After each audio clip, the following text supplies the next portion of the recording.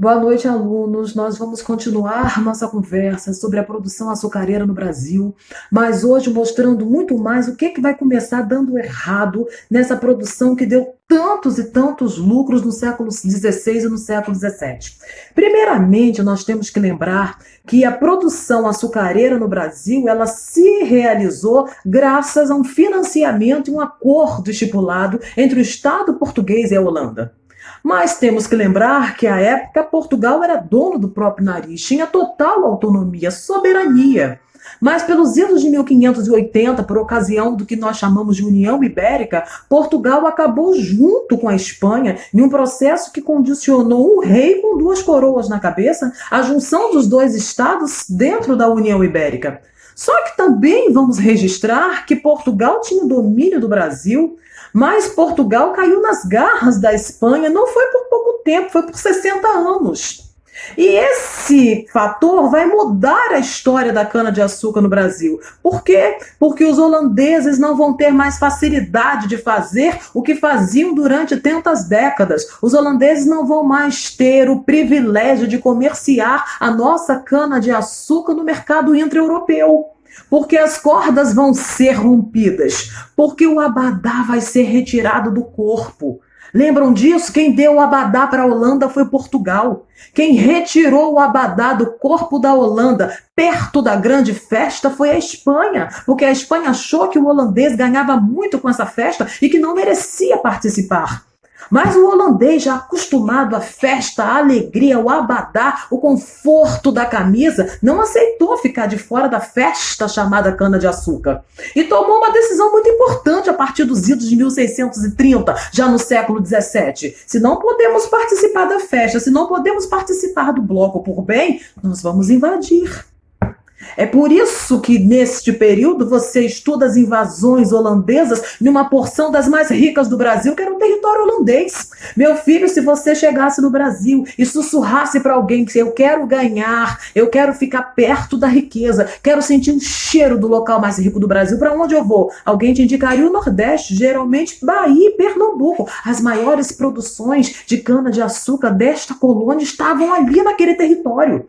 Então, se a Holanda se sente ofendida por ter sido afastada pelo interesse espanhol, que agora se sobrepõe ao interesse português no transcorrer da União Ibérica, se a Holanda tem que recuperar o que ela investiu aqui, qual é a região que ela vai procurar? É a região nordestina. De início não deu muito certo, porque a Holanda vai tentar penetrar naquela região por Salvador, cara, pela Bahia, que é a capital do Brasil, a grande referência, a grande área resguardada. Então os holandeses vão levar literalmente bomba numa primeira fase de invasão. Depois conseguem penetração por Pernambuco. Mas o que tem de mais complicado aí, para além da penetração na região nordestina, é o enfrentamento entre o invasor holandês e o homem mais poderoso do Nordeste. Se o Nordeste é região rica por plantar cana-de-açúcar, ali estão os homens mais ricos do Brasil, os produtores de cana-de-açúcar, os senhores de engenho, à época julgados homens bons, poderosos, alguns vereadores, inclusos em câmaras municipais, grande organização política da época, que inclusive foi uma organização política quase que suprema aqui, até a organização, você sabe disso, do governo geral. A esta época já tem governo geral. Tem Câmara Municipal? Tem, mas elas estão acima ou abaixo do governo? Abaixo do governo. Qual é a área mais importante do Brasil? É o Nordeste? Quais são as áreas? Bahia e Pernambuco? O que se planta ali, meus amores? Cana-de-açúcar? Foi também graças ao acordo feito com quem? Com a Holanda. E a Holanda se sente o quê? Desrespeitada. Por quem? Pelos espanhóis que cortaram os privilégios que a Holanda tinha. Decisão da Holanda: se eu não posso entrar por bem, eu vou entrar por mal. Se não fui convidado, se não ganhei pulseirinha, se não estou na lista VIP, não quero nem saber. Vou entrar, vou meter o pé na porta e vou pegar o melhor lugar no sofá. Quem pensa assim, a Holanda, e ela faz. Ela penetra no seio da riqueza do Brasil e constrói uma colônia dentro de outra colônia. Ela constrói uma colônia no Nordeste que vai se chamar Nova Holanda. A Nova Holanda é uma colônia dentro do Brasil, que também é uma colônia pertencente a Portugal, que nesse momento não dá as cartas e não fala alto. Sabe por quê? Porque Portugal está falando baixo, porque está nas mãos dos espanhóis. Até aqui nós estamos entendendo, nós já estudamos isso. A professora só está relembrando. Mas vamos organizar o cabeção de Jasper e vamos continuar. Não foi fácil para o holandês se estabelecer no Nordeste do Brasil e formar uma colônia. Não é assim, meu filho. Você entrou no território, gritou que o holandês dominou a região e colocou um sofá no centro da região mais rica do Brasil? Você vai ter que conversar com os caras. Você vai ter que passar pelos caras, pedir bênção para os caras. Vai ter problema com eles. Uma série de enfrentamentos. Mas em determinado momento, depois de muitos e muitos conflitos, o holandês, eu disse para vocês, ele é capaz de espalhar a arte da sedução. Que sedução é essa? É saber quem é o povo holandês, o que ele quer no Nordeste e que tipo de povo rico ele vai enfrentar. E quais são as carências desse povo rico que ele vai enfrentar? O senhor de engenho é um homem poderoso, mas é um homem que lida com cana-de-açúcar e que é restrito ao seu ambiente. Não se esqueça que tinha alguém que transportava sua cana-de-açúcar e tinha alguém que vendia sua cana-de-açúcar no mercado intra-europeu. Ele é um homem que fala uai, usa bota, é primo de Chico Bento e está fincado na ruralização. Mas também o senhor de engenho tem outra característica. Ele precisa, por muitas vezes, de capitais. E esses capitais são necessários para ele, por exemplo, renovar a quantidade de escravos que ele tem na sua senzala. Escravos esses que são importantíssimos para a lida, para a produção. E existe uma apreensão quando os holandeses invadem o Nordeste. Será que eles vão nos proibir, por exemplo, de exercer o catolicismo? Porque muitos desses holandeses praticavam não mais o catolicismo, mas o protestantismo. Muitos holandeses eram calvinistas. Então os holandeses começam a perceber que a palavra não é agressão. É chegada a hora que a palavra tem que se manifestar como sedução. Você pode ter a religião que você quiser, você pode continuar sendo católico. É só não me atrapalhar, eu permito. Na colônia que eu vou criar aqui no Nordeste, eu vou inclusive reformar sua região, rapaz. Eu vou fazer reformas urbanas. E pasmem, eu não vou parar por aqui. Eu vou, se você precisar, se você quiser, se você fechar comigo, se você me convidar para tomar um chá na sua casa, eu vou, por exemplo, te emprestar dinheiro com excelentes condições, quase que a perder de vista, coisa de padrinho, coisa de pai, coisa de amigo, coisa de irmão. E eu imagino um holandês falando isso para um português com a mão no ombro, no pé do ouvido. Sedução do dinheiro, do capital. Não se esqueça que dentro do calvinismo o comércio é permitido, valorizado, mas a usura também é. Ao contrário da Igreja Católica, que em algumas regiões dizia que a usura não era permitida, para os calvinistas é possível emprestar dinheiro e ganhar dinheiro com essa atividade, desde que se tenha preocupação com moral, com o olhar de Cristo. Então os juros têm que ser baixos.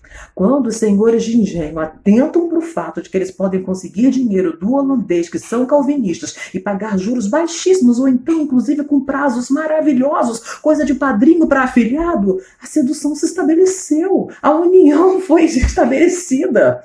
O senhor de engenho se tornou de rival aliado dos holandeses, dentro da Nova Holanda, dentro da colônia holandesa que eles tinham aqui no Nordeste. O que deu errado, Renata? O que mudou? Se os senhores de engenho se entendiam bem depois de determinado período de conflito com os holandeses, o que mudou, Renata, nesse século XVII? Portugal e Espanha não vão ficar juntos para a vida inteira, meu filho. Portugal vai conseguir sua autonomia, vai conseguir restabelecer o seu poder, voltar a ser dono do seu nariz e falar alto novamente. Mas a Holanda não é mais a mesma. A Holanda, a partir da década de 50, tem problemas graves. Principalmente porque a Holanda passa a enfrentar muitas guerras. Existe um país no século XVII que ainda não pode ser chamado do maior país do mundo, mas vai ser. Não pode ser ainda o maior país do mundo, mas está trabalhando para se tornar. Não pode ainda ser chamado do maior país do mundo, mas está colocando tijolo a tijolo para dominar o mundo e se tornar a potência. E vai conseguir, e vai fazer, e vai ocupar esse lugar. Sabe que eu tô falando de quem? Inglaterra. A Inglaterra é uma pedra, tem uma pedra no meu caminho tem uma pedra. Sabe, a Inglaterra é uma pedra no caminho de quem? Da Holanda, que vinha fazendo o quê? Domínio, inclusive fora da Europa, em áreas na América, sabe aonde? Brasil, sabe aonde? Região Nordeste, com apoio de quem? Dos senhores de engenho. Mas no meu caminho tem uma pedra no meu caminho. Quem disse isso não foi só o poeta. Sabe quem está dizendo isso? O holandês. Ele fala, sai daqui! Para de me atrapalhar! A Inglaterra, que já tem manufaturas no século XVII, quer ganhar muito mais. A Inglaterra quer ganhar muito mais e ela se prepara para ser grande. A Inglaterra é como um pré-vestibulando.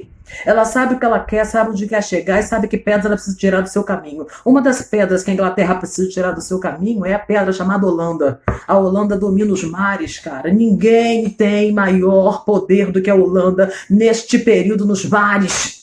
E a Inglaterra pensa, nós até produzimos manufatura, sonhamos em dominar o mundo, mas para isso vamos resolver umas coisinhas aqui. Se a gente produz manufatura, mas continua o tempo todo dependente do transporte da Holanda, vamos no futuro ganhar bem menos do que poderíamos ganhar. Que tal produzirmos manufatura e avançarmos na produção das nossas embarcações para não dependermos tanto da Holanda e deixar o dinheiro florescer aqui na Inglaterra? Mas para isso a gente tem que dar uma desmoralizada na Holanda, lá no mercado. Nós temos que dar um chega para lá, encostar a Holanda na parede. Até hoje essa rivalidade entre os países se estabelece. Até hoje essa espionagem se estabelece. Até hoje essa chantagem internacional acontece. É a Holanda que domina, sendo observada pela Inglaterra, que sonha em pegar o lugar da Holanda e vai conseguir. Sabe como? Lá pelos idos de 1651, nós começamos com os atos de navegação. Os atos de navegação começam dizendo o seguinte: você quer comprar qualquer tecido, qualquer manufatura aqui na Inglaterra? Pode vir, vem para cá você também, você é bem-vindo. Desde que, preste atenção nesse desde que, hein? Desde que você venha nas suas embarcações. Porque se você ousar continuar comprando manufatura da Inglaterra nas embarcações da Holanda, você não compra mais meio metro de nada aqui na Inglaterra. Eu vou repetir, quer comprar alguma coisa aqui na Inglaterra, quer fazer negócio com os ingleses, venha no seu navio ou então alugue o nosso. Estamos começando esse negócio, que inclusive é muito próximo, vamos ter você como parceiro. Mas no navio da Holanda você não compra mais um quinhão de absolutamente nada aqui. O que está acontecendo? A Inglaterra tentando diminuir o número de consumidores do serviço que a Holanda está disposta a fazer. É a Inglaterra estrangulando o número de clientes da Holanda, da sua companhia, Companhia das Índias.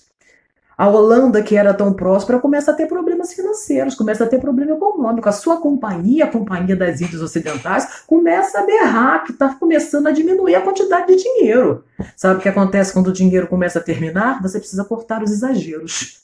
Lembra dos holandeses lá no Brasil, Nova Holanda, Bahia, Pernambuco, conversando com os senhores de engenho, com a mão no ombro, falando eu te empresto e você me paga a perder de vista com juros pequenos, porque no fundo nós somos miguxos? Lembra daquele acordo? Lembra que os senhores de engenho só fecharam com os holandeses porque essa questão financeira foi fundamental? Agora a Holanda parece estar um pouco mais imprensada de dinheiro. Ela vai querer cobrar dívidas antigas, sabe de quem? Dos senhores de engenho. Aonde? No Nordeste. Sabe o que os senhores de engenho vão fazer? Eles vão pular do barco da Holanda. E eles vão perceber que a Holanda tem grandes inimigos, como, por exemplo, o povo que diz que é dono do Brasil, Portugal.